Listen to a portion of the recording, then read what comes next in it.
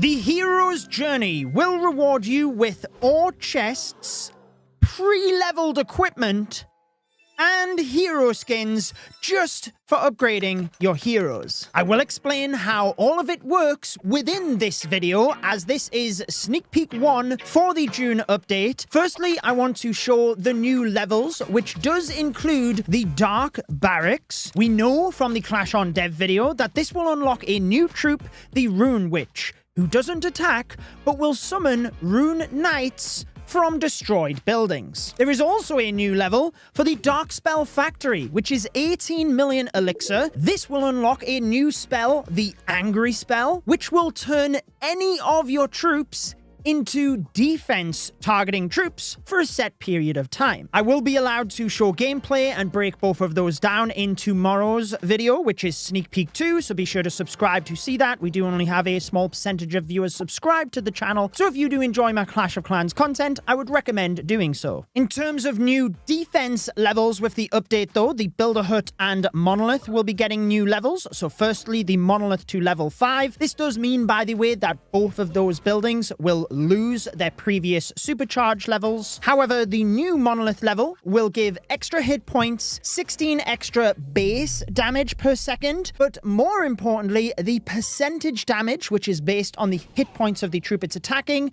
increases to 15. 470,000 Dark Elixir with a 15-day upgrade time, but this is the most important defense for you to upgrade with the update, so I would recommend using any magic items if you have them after the offense buildings on that. The Builder Hut will cost 24 million gold. This does not include any of the gold pass perks. 13 days for that upgrade gets you extra hit points, damage per second, and 5 extra repair per second. To be honest, that more so just keeps you up to date with the increased damage that you have from offense coming at your base. Aesthetically, they both look great, and you will not be able to upgrade those to any of the supercharge levels. There will be, however, 2 buildings that you can supercharge.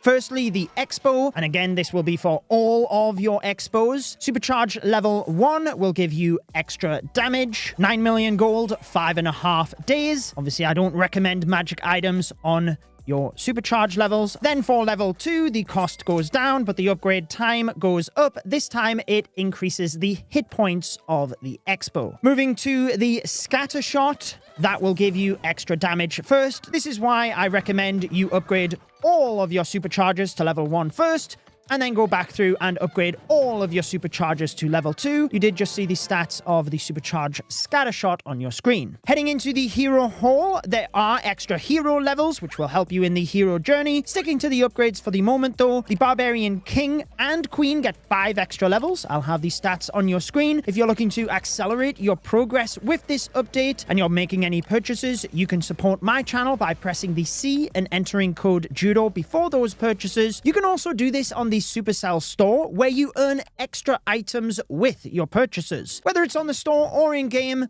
or in any Supercell game, I really appreciate the support with code JUDO. It helps me to bring the best Clash of Clans videos that I can. The only other hero getting upgrades with this update is the Grand Warden. You can now upgrade him from level 80 through to 85. Again, I'll have the stats flicking on your screen. I'll be honest, I don't love that we get extra hero levels. It means at Town Hall 18, we get 10 levels for some of the heroes. We've been on a cycle of 5 extra levels per Town Hall, and I just hope that we don't run into an issue like we did at Town Hall 12 with the double levels. At least it's not all of the heroes, but with all of those stats shown, let's move on. Because there is one other upgrade with this update, and it is the walls. 50 more wall pieces to that maximum level, and that now means that all of the walls at Town Hall 18 have the level 19 upgrade. Now, with this update, we will also be getting some quality of life changes, a couple of minor ones.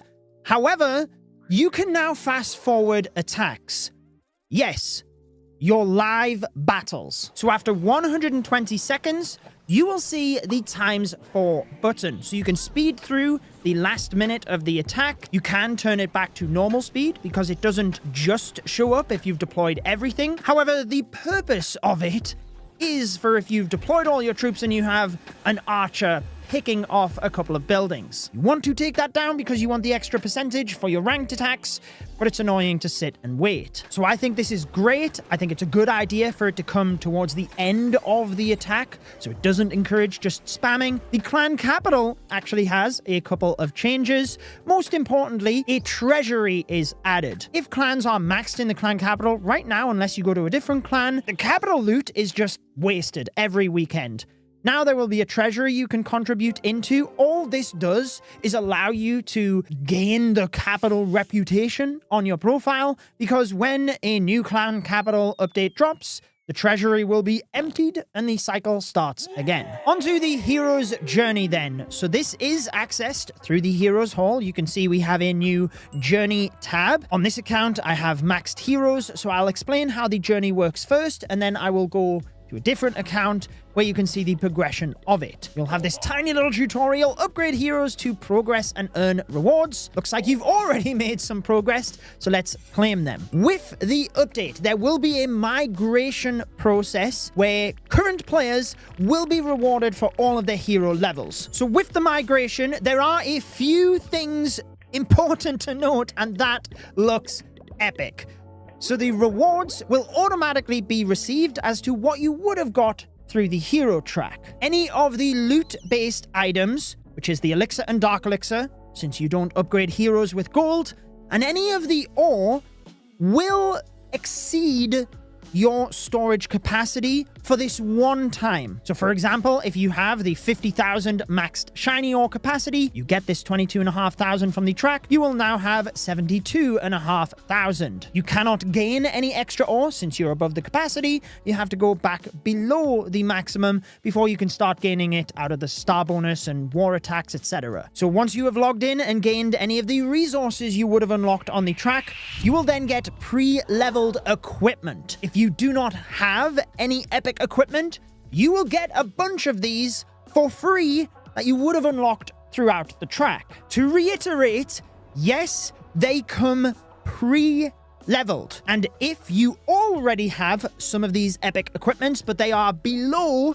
the perceived level that Clash thinks you should be at for your Town Hall level, then they will just get automatically leveled up. So if you happen to log in and see that your epics have been leveled up, then it's because of this June update. So I mean, what an update! Seeing the epic equipment like that pre-leveled is amazing. And if you like cosmetics and free hero skins, well then you can unlock those out of the hero hall as well. A brand new majestic hero set, which I've got to be honest, I absolutely love. The king skin is my favorite. They are a more stylish, majestic version of the default hero skin. Before I break down the progression of the hero's journey, the ore chests, and a couple of the new items on there, I will very quickly show you some footage of these hero skins, just so you can have a glimpse as to what it is you'd be working towards, maybe what you actually already unlock. Because if you're a maxed player prior to this update, well then you clearly unlock majority of the things on this hero reward track. It's just towards the end. Those new hero levels gives you something to work towards, the majestic Dragon Duke being the final reward on the hero journey. So I have to say, whilst the rest of the hero skin footage plays out for you, that I think this is fantastic. They've really thought about this and gone deep into how they can improve the ore economy, improve the uptick of people actually getting epic equipment, and it's really tied nicely into the hero levels. We always used to get a boost to the ability every 5 hero level upgrades, whereas now it kind of comes back. The hero levels become more meaningful again because we get the rewards throughout the track, and I just love that the rewards all tie into the heroes, and the hero skins really does just top it off for me. That's just a few of my thoughts though. After this update, like I usually do on my discussion channel, Judo Sloth 2, I will upload a full 100% honest review of the update. So if you do enjoy discussion-based content, I'd obviously recommend subscribing over on my second channel as well. But now that you've seen what the hero skins you will be working towards look like, let's go over the progression and the quests within the hero's journey. You will have clear indications as to what is required, as in the Hero Hall level. You cannot go any further right now. At Town Hall 12, I have the maximum amount of hero points. Every single hero level is a point, and that includes when you unlock a hero at level 1, you get 1 point for that. So I have 210 points on this Town Hall 12 account. I cannot go further along this track until I get to Town Hall 13 and Hero Hall 7. After upgrading to Town Hall 13, I can upgrade the Hero Hall. That gives me the Royal Champion, which counts as 1 extra point here within the hero's journey, so I now have 211 points. Like I said, with the migration, you can overflow your storages once, but that won't happen when you progress through the track. There is a timer to collect these. It's quite lengthy. The loot-based items, you can see, is 1 week, and it doesn't matter whether you upgrade the more expensive heroes or whether you upgrade the cheaper heroes, if you will. You will progress through the track, and you will unlock quests in order to unlock the ore chests. So since I just unlocked my Royal Champion, I have to earn stars in multiplayer battles using her, and this has a 14-day timer. I have a 2-week window to complete this in any multiplayer battles. I'll just quickly complete that in multiplayer, but as you are completing it, you will get a little side banner that lets you know your progress. Once you have completed that though, it clearly shows you that you've completed the quest. So heading back into the hero's journey, you then have 2 weeks to claim the chest. And I know it looks the same as the quest, but I did check here on the dev build. I lowered the timer. It said 12 days and 23 hours. It's now been reset. So 2 weeks to complete the quest and 2 weeks to then claim the quest. And after you've done a quest, you get 3 chests. 1 is a shiny ore chest. 1 is a glowy ore chest, and you might have guessed it, the last one is your starry ore chest.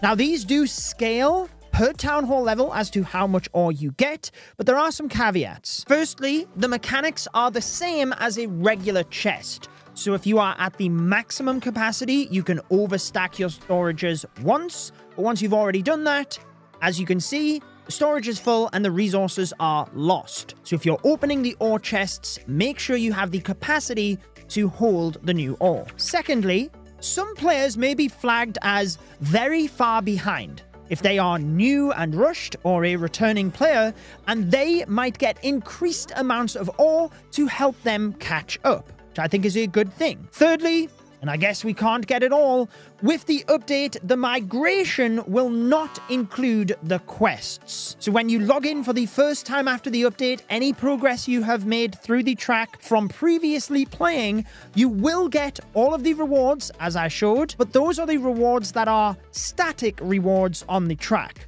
Whether that's ore, equipment, the hero skins. But when it comes to the hero quests, you will not get those. They are clearly designed for new and returning players who specifically the ore economy has been awful for. And when you get to an equipment briefcase, that is not a set piece of equipment. When you open it, you will get an epic that you don't already have. So if you only need 1 epic equipment, that's the only one you're missing, that's what you'll get from the briefcase. If you have all of the epics, you will get 50 starry ore as a fallback, which is fantastic. The bad news on that is that with the migration, if you already have all of the epics, you will not get the fallback starry ore. Whereas when people are progressing through this track naturally, they'll get 50 starry ore for each of the epics that they would have got. There's always got to be some downside, but I don't think we can complain too much. This is a fantastic change. There is also a bonus CWL this month, and with the Football World Cup kicking off, you can do a limited time 11 versus 11 Clan War League. They also revealed on the Clash on Dev video that there will be an exclusive skin, Violet Halftime Grand Warden skin in the CWL shop as well. So maybe hold on to your medals until we find out exactly how much that will be. Remember, I will be breaking down the new troop and the new spell in tomorrow's sneak peek video. Once that video is live, I will link it on your screen. But in the meantime, you can check out my latest ranked episode, beating the Archer leagues. I'm on a quest to beat every single league in Clash of Clans on a new account. If you haven't already, there's lots of work into that series, so I'd highly recommend checking it out. Enjoy the rest of your day.